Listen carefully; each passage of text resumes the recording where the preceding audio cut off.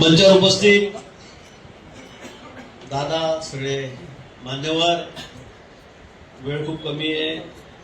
3 वाजता माझ्याकडे 2 गावाला छत्रपती शिवाजी महाराज स्वागताचं उद्घाटन त्या ठिकाणी आहे. त्यामुळे खूप लोक वाट बघतायत. तिथून मीराच्या पळास खेळायला मोठा कार्यक्रम आहे. तिथून जळगावला मिटिंग आहे, धरणगावला जायचं आहे. तुम्ही सगळ्या 4 तास कसं कसं करता.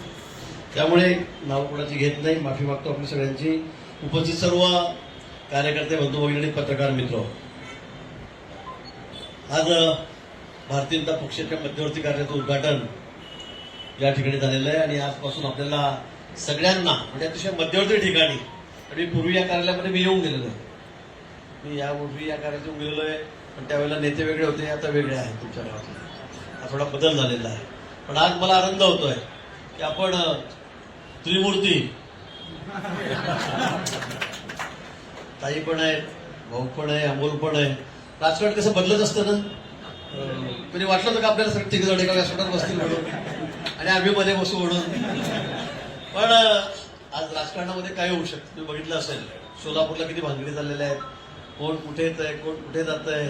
पण मला वाटतं की आता लोकांचा विचार पक्का आहे, निर्णय पक्का आहे की आता मुख्य प्रवाहामध्ये जायचं. आज देशामध्ये केंद्रस्थानी मोदीजी आहेत, राज्यामध्ये देवेंद्रजी या ठिकाणी आहेत, आणि त्यांच्या नेतृत्वाखाली जी घोडदौड चाललेली आहे, ज्या विकासाच्या दिशेने हा देश चाललेला आहे, हे राज्य चाललेलं आहे. आणि त्यामुळे प्रत्येकाला वाटतं, अगदी जे माजी आमदार आहेत, आमदार सगळ्यांना वाटतं की आपण भाजपमध्येच गेलं पाहिजे, एका मुख्य प्रवाहामध्येच गेलं पाहिजे. कशाला प्रवाहाच्या विरोधात उपवायचा, उपयोग काहीच होत नाही. आणि म्हणून आता सगळ्यांचा ओढा भाजपकडे या ठिकाणी आहे. आणि म्हणून आपण दररोज बघतात टीव्हीवर सगळे अनेक वर्ष काँग्रेसमध्ये, राष्ट्रवादी काँग्रेसमध्ये काम केलेले नेते आहेत, ते आता भारतीय जनता पक्षामध्ये प्रवेश करतायत. आणि निश्चित त्याचा फायदा आहे. आपल्या भागाला आहे, आपल्या विभागाला आहे, आपल्या तालुक्याला आहे, मतदारसंघात आहे. निश्चित तो होतोय, होणार आहे. आपण बघितलं असेल ते आमदार झाले, किती काय फरक 40गावचा झाला. आज 40गावकडे जाऊन बघा. यावेळेला मंगेश दादा किती हजार मतं झाले तुम्ही? 86,000 मतं झाले. मी पुढच्या वेळेस तुम्हाला सांगेल 1.25 लाखाच्या वर मंगेश दादा त्या ठिकाणी जिंकले. अजूनही रेकॉर्ड तुटेल, अजूनही रेकॉर्ड तुटू शकते 1.25 लाखाचं. इतकी लोकप्रियता त्यांची त्या ठिकाणी, इतकी कामाचा आवाका आहे, कामाची पद्धत त्यांची त्या ठिकाणी आहे.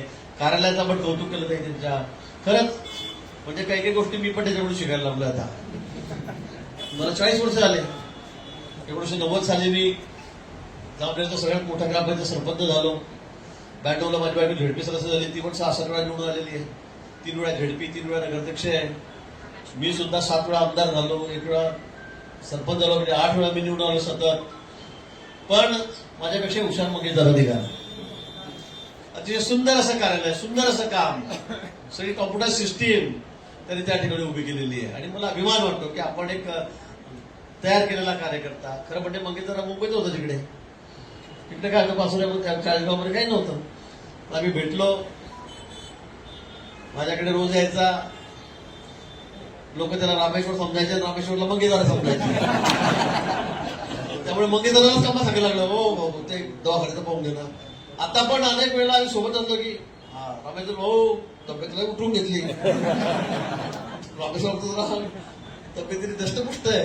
तर यांनाच रामेश्वर समजतात, रामेश्वरला मंगेश दादा समजतात. आणि असं करत हा प्रवास सुरू झाला. आणि मग तिकीट दिलं मी 40गावला. खरं म्हणजे ते एक मोठं डेअरिंगच होतं. त्यावेळेला म्हटलं गेलं की हा मुंबईला असतो, मुंबईला व्यवसाय करतो, असं करतो, इकडे कसं काय आला.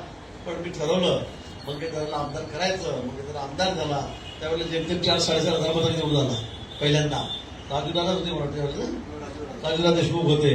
आणि नंतर दुसऱ्यांदा मग ते महाबली माझे खासदार आमदार आपले, त्यांना वाटलं आता मी जोरातच येईल. पण त्यांना माहित नव्हतं कमळ काढलं की कशी हवा फुस होते म्हणून. काय राहिलं, कुठे काय राहिलं. खासदारकीला उभे राहिले, 4 लाख मतांनी पडलेत. ते उभे नाही राहिले, त्यांनी दुसऱ्याच केलं पुढे, फार वेळाला उभं. 4 लाख मतांनी पडले. आता कुठे करायला फक्त भाषण करायचे, काहीतरी शिवीगाळ करायची, अर्वाच्य बोलायचं.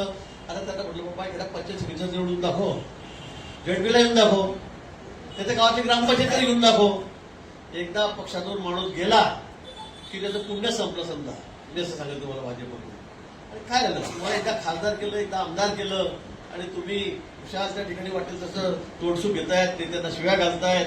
मला वाटतं त्याचे परिणाम त्यांना भोगावे लागतायत. आता परत ते तुम्हाला कुठे दिसणार नाही, कुठे दिसणार नाही राजकारणाच्या परिमाणावर, कुठेच सापडणार नाही. पण या ठिकाणी हा पक्ष असा आहे, हा कार्यकर्त्यांची किंमत करणारा पक्ष, कधी कार्यकर्त्यांना सोडत नाही. इतर ठिकाणी काय होतं काय नाही मला माहित नाही, मी काही बोलणार नाही, कारण दोन्ही वेगवेगळ्या पक्षातले नेते तेवढे मग आमच्या पक्षात काय असं होतं का असं व्हायला नको दिलीप भाऊ. पण त्यांनाही खात्री आहे. आणि या तापसर तालुक्यामध्ये तर निवडणुका आहेत, जिल्हा परिषद आहे, पंचायत समिती आहे, नगरपालिका अतिशय महत्वाची वडगावची आहे. आणि या आपल्याला काही परिस्थितीमध्ये जिंकायच्या आहे. मागच्या वेळेला आपण भाजप म्हणून बहुमतामध्ये आपण त्या ठिकाणी जिल्हा परिषदमध्ये गेलो, 34-35 जागा 68 पैकी आपण त्या ठिकाणी निवडून आणल्या. नगरपालिकेमध्ये आता आपण त्यावेळेला आम्ही सगळे एकत्र होतो, आमदारकीला आम्ही एकत्र होतो. आता आम्ही काय केलं काय नाही केलं काय मदत केली त्यांना माहिती आहे, आम्हालाच माहिती आहे, तर मी ते बोलून दाखवणार नाही. पण मला वाटतं आता तुम्ही तिघं एकत्र झालात. आता कोण काय म्हणतं 3 फेज झाले, कोण काय म्हणतं काय नाही, पण 3 फेजचा करंट हरदोरात बसतो, मला कल्पना आहे, त्याच्या वाटेत जाऊ नये. आणि म्हणून मला असं वाटतं की आता आपल्याला आजपासून कामाला लागलं आहे. काही त्या ठिकाणी सांगितलं की मध्यवर्ती कार्यालय, अनेक लोकांना आपल्याला या ठिकाणी कामं त्याची करून देता येतील, अनेक लोकांच्या आपल्याला कामात पडता येईल. आणि शेवटी राजकारण म्हणजे काय असतं, नुसते उभे राहिले निवडून आले असं नाही. आजकाल लोकांच्या सुखदुःखात तुम्हाला एकरूप व्हावं लागतं, त्यांना मदत करावी लागते, त्यांना सहकार्य करावं लागतं. तुम्ही जर नुसतं म्हटलं की बसले आम्ही खुर्चीवर बसले, आता तसं वेळ राहिलेली नाही, द्या आम्हाला निवडून, आता अशी परिस्थिती अजिबात राहिलेली नाही. तुम्हाला लोकांमध्ये जावं लागेल, त्यांच्या संपर्कात राहावं लागेल, त्यांच्या अडचणीच्या काळामध्ये असेल, सुखात असेल दुःखात असेल, ते सहभागी व्हावं लागतं. आमच्यासारखे कार्यकर्ते, मी शाळा शिक्षकाचा मुलगा आहे का? काही नाही ना. समाज किती गुजर समाज 3000 आहे 4.5 लाखापैकी, कुठे काय काहीच नाही. बाबूजी शिवलाल जैन 1000 कोटीचे मला होते, हातीवर साखर वाटत मी पहिल्यांदा भरायचं विरोधात. मी 4 लाख रुपये जमा केले होते सगळ्या मार्केटमधून, तालुक्यातून, जिल्ह्यातून, इकडनं तिकडनं, आणि त्याच्यावर उभारायला तुम्ही 4 लाख आलो निवडून एकदा. एकदा संधी मिळाली, तिने संधीचं सोनं केलं. इतकी लोकांची सेवा करतो, इतक्या गरीब रुग्णांना मदत करतो. माझ्या तालुक्यामध्ये कोणी आजारी पडलं तर माझ्याशिवाय दवाखान्यात जातच नाही, आणि त्याचा सगळा उपचार मी फुकट करतो. मला 2 लाख 5 लाख 10 लाख 15 लाख 25 लाख रुपये लागू द्या मुंबईपर्यंत, 1 रुपया सुद्धा कोणाला द्यावं लागत नाही. हे काम असतं. हे जर तुम्ही काम केलं तर तुम्हाला लोक कधी विसरू शकत नाही. 7 वेळा म्हणजे मी बीजेपीत सगळ्यात सिनियर आमदार आहे, 127 आमदार सगळ्यात सिनियर आहे. कसं शक्य झालं, कसं पॉसिबल आहे? लोक पैशावर निवडतो काय नाही. बाबूजीनं मी 2 वेळा काढून टाकलं, तर किती कोट्यावधी रुपये खर्च केले, काही उपयोग झाला नाही. नंतर आमचे संजय दादा आहे, तिथे संजय दादा मी बरोबरच फिरते रोज. सध्या 5 वेळा ते माझ्या विरोधात उभे राहिले, सगळ्या वेळा मी त्यांना पाड. आमच्याकडे आपला मराठा समाज 1,40,000 आहे, आणि मी 3,000 मला. कोण म्हणतं समाजावर जातीवर धर्मावर लोक निवडून येतात, असं काहीच नाहीये. लोक कामावर निवडून येतात. तुम्ही लोकांशी कसे वागतायत, तुम्ही काय कामं करताय, यावर लोक तुमची ओळख करतात. आणि म्हणून मला असं वाटतं की तुम्हाला निवडून यायचं असेल, राजकारणात राहायचं असेल, तर त्याबरोबर समाजकडे करावं लागेल, लोकांची सेवाही करावी लागेल. तुम्ही हे करा, लोक तुम्हाला कधी विसरू शकत नाही. या निवडणुकीमध्ये 3 महिने मी गावात पाय ठेवला का? मी आलो नाही, मी प्रचाराला पण येत नाही कधी. मी मागच्या निवडणुकीमध्ये 3 महिने मी गेलो, सगळ्या महाराष्ट्रभर फिरलो. नंतर शेवटच्या दिवशी मतदान दिवशी यावेळेला मतदानाच्या दिवशी एक सभा नाही, एक रॅली नाही, एक कोणी देवेंद्र फडणवीसजी आले नाहीत, कोणी वरचे केंद्रातले तिथे आम्ही सभा घेतो म्हटलं घ्यायची नाही, कोणाची सभा नाही, एक रॅली सुद्धा नाही. 1.5-200 गावात मी एका गावात सुद्धा गेलो की मला मतदान द्या म्हणून. कार्यकर्ता गेलं तुम्हीच लढायचं, तुम्ही निवडून आणायचं, मी येणार नाही, मला अख्खा महाराष्ट्र फिरतं सरकार आणायचं आहे. आणि मी बाहेरच राहिलो. अगदी शेवटच्या दिवशी आलो, 5 ला 5 मिनिट कमी असताना प्रचार बंद व्हायच्या वेळेला माझं हेलिकॉप्टर जांभेला उतरलं, तर गाडी बसलो आणि फक्त प्रचाराला मी मुक्ताईनगरला गेलो. मुक्ताईनगरची खाट पडवायला वाटलं, मी सांगितलं होतं, कारण ते माझ्याकडे 6 असं त्यांनी सभा घेतल्या. आमच्या माता बोलली वाटेल तोडसूक माझ्यावर घेतलं. मी म्हटलं तुम्ही जेवढं शिवाजी तेवढं देऊन घ्या, मी फक्त एकच जाईल शेवटच्या दिवशी, आणि तुमची खाट पडून टाकेल म्हटलं मी तिथे. आणि मी गेलो, एकच रात्रभर होतो, झालं जय श्रीराम, काही नाही राहिलं. आधी पण मुलगी पडली, आताही पडली. मी मी मी म्हणणाऱ्याची काय हालत झाली, तिथं मी म्हणजे भाजप, मी म्हणजे पक्ष, हा भाऊ, हा ना, तर फरक कसं तर काय, पक्ष आहेत म्हणून तुम्ही आहात, तर तुमची किंमत जरा 0 झालेली आहे. त्या दूध डेअरीमध्ये आमच्या वहिनीसाहेब चेअरमन होत्या, तिथे मी मंगेशला त्या ठिकाणी उभं केलं, तिकडे दादाला त्यांच्या मतदारसंघात 28 मतं होते दूध डेअरीचे. मंगेशदारांनी निवडून आला. मंगेशदारांना 28 पैकी 20 मतं पडले, 8 फक्त त्यांना पडले. सांगा म्हटलं काय बोलायचं. कुठे काय राहिलं? काहीच राहिलं नाही. बँक राहिली नाही, दूध संघ राहिला नाही, कुठे काही नगरपालिका राहिली नाही, काही नाही, आमदारकी राहिली नाही, सगळं गेलं. मला वाटतं की पक्ष हा सगळ्यात मोठा असतो. मी पक्षापेक्षा मोठा आहे तुमच्या आवाज डोक्यात जाते ना, त्यावेळेला तुमची मग इथे एवढी किंमत आहे, मग तुम्ही माझी जाता. म्हणजे चांगलं आपलं समोरचं उदाहरण आहे. म्हणून मला वाटतं की आपण चांगली लोकांची सेवा करा, चांगलं काम या ठिकाणी करा. कार्यकर्त्यांमध्ये त्याची भावना असली पाहिजे, सगळ्यांनी मिळून. आता इकडे ताई पण आहे, भाऊ आहे, इकडे आमचे अमोल भाऊ आहेत, सगळे मिळून तुम्ही जर या ठिकाणी ठरवलं तर कुठलीही गोष्ट अशक्य नाही. कोणत्याही सट्ट्या पत्त्यावाल्यांच्या आणि दारूवाल्यांच्या भरोशावर निवडणुका जिंकता येत नाही. लोकांना चालत नाही, अजिबात चालत नाही. आमच्याकडे नाही असा प्रकार का सट्ट्यावाला घेण, पत्त्यावाला घेण, हातो घेण, दारूवाला घे. आम्ही हा प्रकार कधीच करत नाही. लोकांनी आमच्याकडे 27 नगरसेवक आहे, 27 बीजेपीचे, 7 नगरसेवक, 8 नगरसेवक मुस्लिम समाजाचे. 8च्या 8 कमळात देऊन येतात. कोणाचं खातच उघडत नाही, पंचायत समितीत उघडत नाही, झेडपीत उघडत नाही, मार्केट कमिटीत नाही, जिल्प्रेसमध्ये नाही, शेतकी संघात नाही, नगरपालिकेमध्ये काहीच नाही, मग कुठेच नाही. शेंदुर्डीला तीच परिस्थिती आहे आणि जांभळीला तीच परिस्थिती आहे. आणि म्हणून मला वाटतं तुम्ही जर काम कराल, लोकांच्या कामात पडाल तर लोक तुमच्या पाठीशी खंबीरपणे उभारतील. तिथे जात पात धर्म पैसा हा लोक बघत नाही.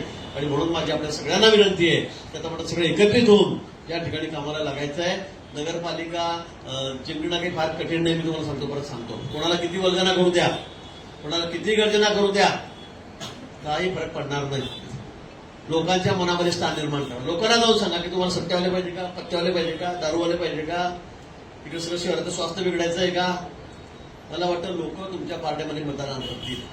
तिन्ही जण एकत्रितपणे, पण सगळ्यांनी एक दिलाने एक मताने काम केलं पाहिजे. कुठेही आपण कमी जास्त होता कामा नये.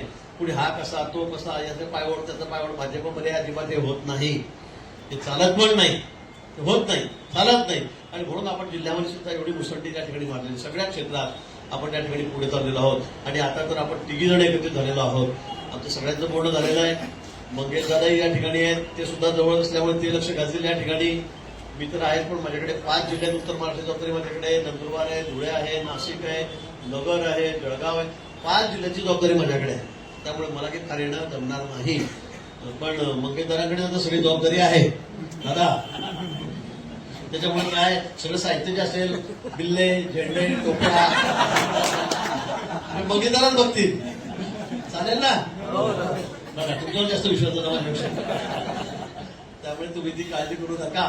पण आपण सगळ्यांनी एकत्रित होऊन ही निवडणूक कशी जिंकता येईल आजपासून त्याकडे लक्ष द्यायचंय. घराघरात जाऊन, गल्ली गल्लीत जाऊन, आपापल्या प्रभागात, वार्डात जाऊन लोकांना आपली भूमिका समजून सांगायची आहे. समजून सांगा. आणि त्यातल्या त्यात अमोलने तर करच केला. अजून तर आम्ही फारमाही मागवले लोकांचे, कोणाला उमेदवार व्हायचंय, कोणाला अध्यक्ष व्हायचंय, कोणाला नगरसेवक व्हायचंय. त्याच्या आधी या बाजाराने हिरवा सिग्नल लिहून टाकला. म्हणजे मग आमची काय किंमत राहिली. आता आमच्या मागे कोण फिरेल आम्हाला तिकीट द्या म्हणून. असं नसतं का, शेवटच्या क्षणी असतं. शेवटपर्यंत आमचा थोडा भाव वाढला पाहिजे ना. त्याला पाचोऱ्याची हवाच कडून घ्यायची तुम्ही, ठरलं यांचं. हा, मला असं वाटतं की आपण सगळ्यांनी अजून ते तिकडे करण्याचा कुणाला अधिकार नाही, मनाई नाही, कोणालाच नाहीये. ते रितसर सगळ्या नियमानुसार काम होईल, पण आपल्या मनासारखं या ठिकाणी होईल. पण आपण एक मुंडाट मनाशी बांधा की यावेळेला पाचोरा नगरपालिका असेल, नगरपरिषद असेल, भडगाव नगरपरिषद असेल, याचा अध्यक्ष हा भाजपचाच होईल. हे आपण आजपासून आपण या ठिकाणी कामाला लागावं, एवढंच आवाहन मी आपल्याला प्रसंगी करतो. दिवाळी आहे, भाऊबीज आहे, त्या निमित्ताने आपल्या सर्वांना मनापासून खूप खूप शुभेच्छा देतो. आज खरं दिवाळीच्या दिवशी अतिशय दुर्दैवी जशी घटना घडली. आपले मित्र राजू दादा ते अचानक हार्ट अटॅक येऊन आपल्यातून निघून गेलेले आहेत. आपण त्याला श्रद्धांजली अर्पण केलेली आहे. मला हाही आपल्यासाठी एक मोठा दुःखद प्रसंग आहे आणि जास्त काही वेळ आपलं येणार नाही. मला तुमच्या गावाला जायचं आहे. आपण पुढे किती मोठी सभा घेऊ, जाहीर सभा घेऊ, मेळावा घेऊ. त्यावेळेला मग सगळे कार्यकर्त्यांना आपण त्या ठिकाणी एकत्रित करूया आणि पुढच्या कामाला आता आपण सगळे लागावं अशी विनंती, आवाहन करतो आणि थांबतो. जय हिंद, जय भारत.